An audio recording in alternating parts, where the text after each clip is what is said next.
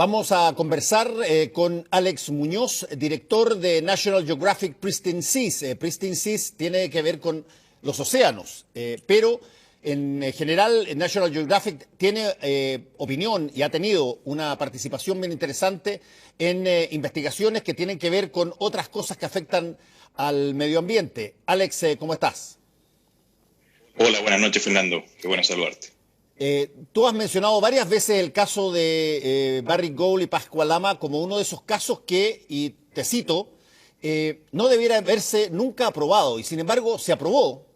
Se sabía que intervenía un glaciar y aparentemente, ¿qué fue lo que ocurrió para que después nos diéramos todos cuenta de algo que se había anunciado desde el principio que era probablemente o muy probable que pasara, pero con un daño probablemente bastante mayor que si es que esto se pudiera haber revisado mejor al principio?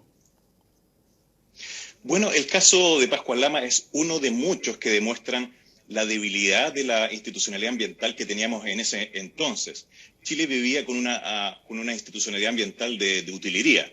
Realmente las decisiones se tomaban antes de las evaluaciones. La decisión de impulsar un proyecto de esta magnitud, que eran muchos miles de millones de dólares, se tomaban por los gobiernos antes y luego la institucionalidad simplemente ratificaba estas decisiones que ya estaban tomadas en un nivel político. Esa es la verdad de las cosas. Y Pascua-Lama, como tú bien dices, tenía ya antecedentes de la destrucción de los glaciares, primero en otros países. Esta es una empresa canadiense que opera en muchos países y ya tenía un prontuario ambiental bastante deficiente, pero además en la etapa de exploración de Pascua-Lama para extraer el oro y la plata de este lugar, ya se había destruido una buena parte de ciertos glaciares con perforaciones y excavaciones para llegar al mineral que estaba bajo dos glaciares. Entonces ya se sabía que esto iba a ocurrir, fue advertido por las comunidades locales, por muchas organizaciones, científicos también. Todos decían que se iban a derretir los glaciares, que se iba a contaminar el agua, y es efectivamente lo que ocurrió. Entonces, junto con celebrar que hoy día un tribunal dé la razón a las comunidades para poner fin a este proyecto, no dejo de lamentar que Chile haya pasado 14 años con un proyecto nefasto, donde no quedó ningún beneficio para el país y por el contrario se produjo un daño irreversible en los glaciares, donde nadie va a pagar esa cuenta. Pascua-Lama, de hecho, en buen chileno, hizo perro muerto. No va a pagar la cuenta de la destrucción de los glaciares. Esos glaciares ya se perdieron para siempre. Y estos 7.000 millones de pesos que se le están imputando a Barrick Gold, ¿en qué sentido van a servir para qué? ¿Es una Es una multa, multa. es una multa por mal manejo de aquello que debiera haber manejado bien? Mira, para darte una magnitud, Pascua-Lama pensaba invertir 8.000 millones de dólares en el proyecto. La multa es de 10 millones de dólares. En realidad, en el caso de la minería, las cifras son muy exorbitantes y por lo tanto 10 millones de dólares es un proyecto sacado de la caja chica de Barrick Gold. Así que yo celebro y la verdad que valoro muchísimo, por ejemplo, la intervención de la Superintendencia de Medio Ambiente, que hizo un gran trabajo, pasó la multa, dijo que este proyecto se tenía que acabar, eso se ratificó, pero hoy día las multas no llegan a disuadir a las empresas para cometer conductas que son terribles. Estamos hablando de no solamente de impactos ambientales, sino que también se contaminó un río donde tomaban agua comunidades indígenas y comunidades locales, río abajo. Esas son las razones por las cuales el tribunal hoy día decide cerrar definitivamente Pascua-Lama. Así es muy grave.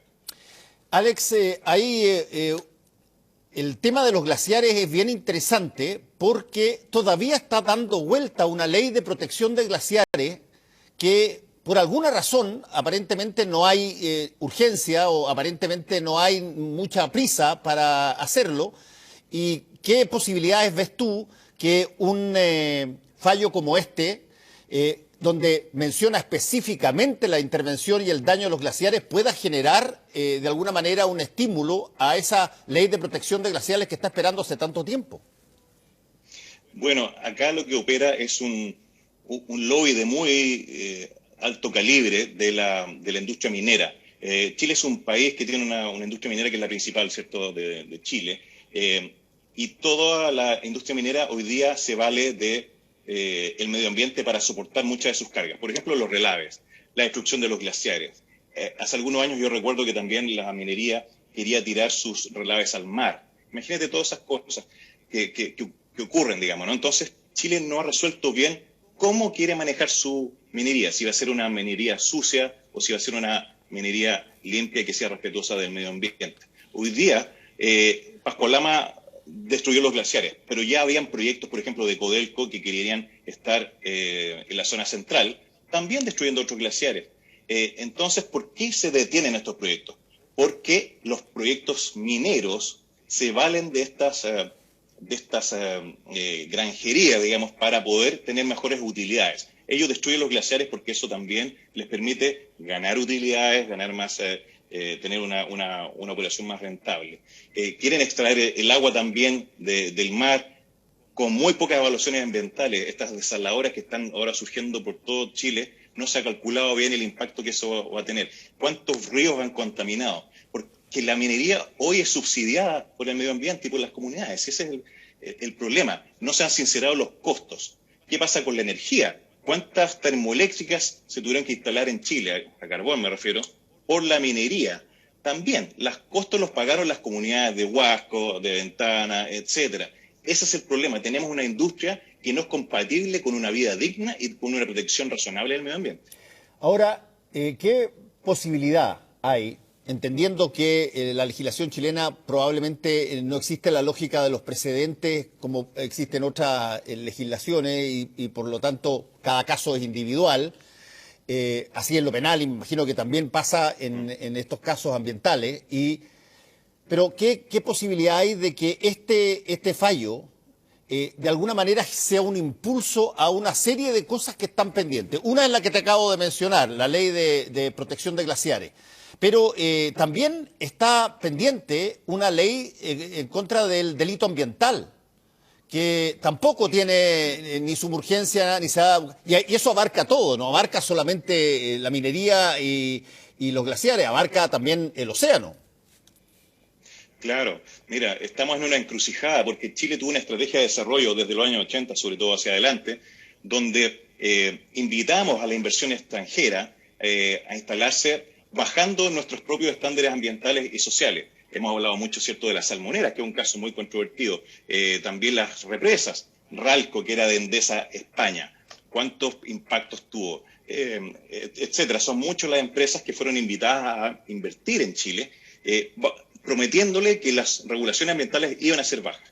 Y esas empresas tienen un lobby muy grande, no nos olvidemos del financiamiento de la política, que viene también de muchas de estas empresas. Entonces no hay todavía una voluntad seria para tratar los proyectos en su mérito, es decir, cuáles son sus impactos reales o no. Como te digo, yo vi muchas veces que el lobby que hicieron las empresas a nivel central y luego los gobiernos centrales le dijeron a sus serenis, digamos, representantes en las regiones, que aprobaran proyectos. Lo vivimos, ¿te acuerdas?, con la central Barrancones, muy cerca de donde está Pascua-Lama, ahí en La Higuera, cerca de Punta de Choro. Se dio la orden para aprobar un proyecto. No había ninguna posibilidad de hacer una evaluación técnica seria. Y así se aprobaron tantos proyectos. Entonces, lo que prima acá es un poder de las industrias que influye de manera favorable en las legislaciones. Y ese es el problema. Y este es un gran debate que nos va a venir adelante en la nueva Constitución. Porque lejos de llenarlo de versos, digamos, ambientales y sobre la naturaleza, ¿cuál es el corazón del problema? Es la desigualdad en el poder de las comunidades frente a grandes proyectos y grandes empresas que tienen miles de dólares para influir en la política y en las decisiones.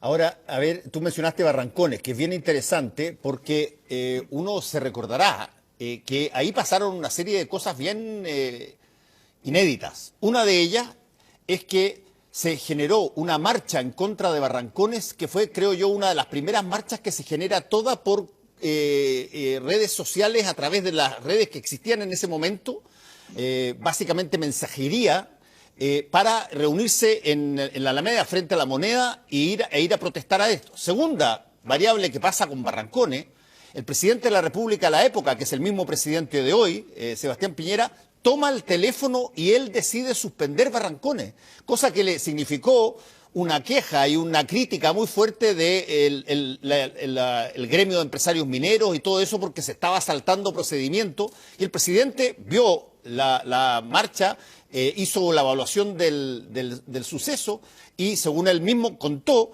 llamó a el CEO, el director general de la empresa que iba a Barrancones y le dijo que mejor no se instalara en Chile. Y se paró Barrancones. Lo que en algún momento dado, Alex, generó de alguna manera la intuición de que tú podías tener una suerte de movimiento medioambiental ciudadano bastante potente y permanente. Y eso no ha sido tan así, digamos. Claro, en esa época estaba la institucionalidad ambiental que también aprobó Pascual Lama. Tuvimos un movimiento muy grande en contra de estas termoeléctricas. Sin embargo, el sistema de evaluación ambiental aprobó la termoeléctrica, ¿te acuerdas? Sí. Ya eso era irregular. Segundo, el telefonazo también fue irregular. Nosotros el plan que teníamos era apelar al Consejo de Ministros de la época para que el presidente tuviera la oportunidad de revertirlo institucionalmente. Ni siquiera llegamos a esa etapa. El presidente 2 días después pescó el teléfono, llamó a la empresa Suez Energy y bajó el proyecto. Lo cual yo celebro en lo sustancial, pero sí, claramente claro, en lo formal, en lo institucional, es un debilitamiento total. Exactamente lo contrario de lo que pasó hoy, digamos. Claro, o sea, uno no puede admitir las arbitrariedades para ningún lado. Esto lo conversamos, te acuerdas, hace muchos años en Tolerancia Cero, me acuerdo que las institucionalidades a veces te pueden favorecer y a veces te pueden perjudicar. No deberían haber arbitrariedades. Y una de las cosas que necesitamos es que cuando una comunidad se opone a un proyecto y tiene observaciones, la autoridad le explique por qué toma las decisiones.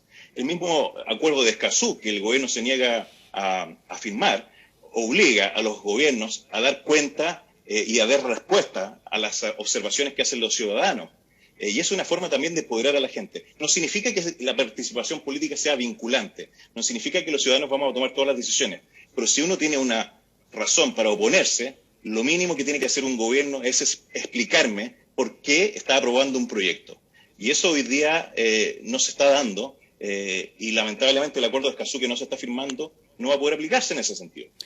Alex, hay un punto súper interesante en eso de lo que tú estás diciendo y que tiene que ver con una mirada, si tú quieres, económica, que ha sido verbalizada en varias oportunidades a través de la historia reciente. Yo me acuerdo que el concepto tenía más o menos la siguiente lógica, que era, primero hay que producir, generar un crecimiento económico muy alto y cuando estemos en un nivel lo suficientemente estable, parecido a algunos de los países más débiles de Europa, pero que todavía son más fuertes que Chile, entonces se aplican todos los mecanismos para poder contener los daños al medio ambiente. Me acuerdo, incluso, lo voy a decir, el ministro de Economía de la Concertación, Jorge Rodríguez Grossi, planteó exactamente esa tesis en una frase que fue muy citada. Primero hay que llegar a los niveles de Portugal, porque se necesitaba Portugal, por ejemplo, y después vemos cómo controlamos la situación medioambiental. Y eso entiendo que ha dado pie, después de varios años, a que las cosas no tienen que ser una primero y otra después, sino que tienen que ser simultáneas, digamos. Totalmente. Son visiones muy superadas que hoy día ni siquiera se justifican desde el punto de vista económico. Un ejemplo, el tema pesquero. ¿Cuánta oposición tuvimos de la industria pesquera para poner parques marinos donde no se pudiera pescar? Hoy día se reconoce que esos parques marinos ayudan a que se recuperen las pesquerías, haya más abundancia y luego los pescadores pueden pescar mucho más que antes. Es decir, los parques marinos hacen posible la sustentabilidad de la pesca, que es básicamente pescar para siempre. La sobreexplotación pesquera lo único que trajo es mayor pobreza y menores ingresos para la empresa, digamos, ¿no? Y así ocurre en tantos temas. Hoy día, como National Geographic, estamos planteando que el mundo debería proteger el 30% del mar y de la tierra. Y tenemos un estudio que salió de la Universidad de Cambridge con más de 100 autores, entre economistas y científicos, que comprobaron que los beneficios económicos de la protección del 30% del planeta superan a los costos en una proporción de 5 a 1. Imagínate, $5 de beneficios, $1 de costos. ¿Cuánto le cuesta al planeta la pandemia del coronavirus? Que viene también de una mala relación que tenemos con la naturaleza, por la exposición a especies salvajes, por no cuidar nuestros lugares silvestres. Curar eso es mucho más caro que prevenirlo. Lo mismo que el cambio climático. Los costos del cambio climático van a ser tan groseros que se van a medir en trillones de dólares. Proteger el 30% del planeta le cuesta al mundo 140 billones de dólares. Eso es lo que cuesta proteger el 30% del planeta. Y los beneficios en términos de actividades económicas vinculadas al cambio climático, vinculadas al turismo, también a la disminución del impacto del cambio climático, fuentes de agua, todos los beneficios que vienen de la productividad, los alimentos, que son muy necesarios también para todo el mundo. Todos esos beneficios económicos son muy superiores cuando protegemos el planeta. Entonces el paradigma tiene que cambiar y esa es la dirección en que Chile tiene que apuntar. No nos podemos quedar en cometer los mismos errores del pasado, porque este año, sobre todo, el mundo cambió completamente y tenemos que hacer una apuesta de desarrollo basada en la naturaleza. Quizás es la oportunidad, voy a repetirte algo que ya lo conversamos al principio, pero quizás es una oportunidad que el presidente si es que esto lo asumen un grupo de parlamentarios que conversando con el Ejecutivo puedan idear algún tipo de legislación que, por ejemplo, haga posible que se discuta esas dos cosas que estábamos hablando y que están pendientes hace tanto tiempo. Una, la ley de protección de glaciares, que cada vez sentimos más la importancia de los glaciales como fuentes de agua que están ahí para eventualmente el beneficio de todos. Y segundo, la posibilidad de tener una ley de delito ambiental que también está ahí dando vueltas y que no se le ha puesto toda la voluntad política que se necesita. Quizás este es un buen momento para de pronto pasar de tener una, si tú quieres, relativamente mediocre legislación ambiental a través de un fallo y una serie de 2 o 3 de estas leyes, de pronto te transforma al país de alguna manera a una cosa mucho más sólida y robusta para enfrentar estas cosas en el futuro. Sí, en lo inmediato creo que el presidente debería asumir y agarrar el guante, ¿no? Tomar el guante y decir, ok, esto no puede continuar. Mira, Pascua-Lama destruyó una buena parte de los glaciares donde está emplazada. Se perdió. ¿Cuánto beneficio tendría eso? ¿Cuál sería el valor de eso en términos de agua estratégica en una zona que es seca para el país? Si no es comparación, no ganamos nada con Pascua-Lama y ganaríamos mucho más si esos glaciares todavía estuvieran íntegros, digamos, ¿no? En cuanto a los delitos también, es importante porque las personas se tienen que hacer responsables.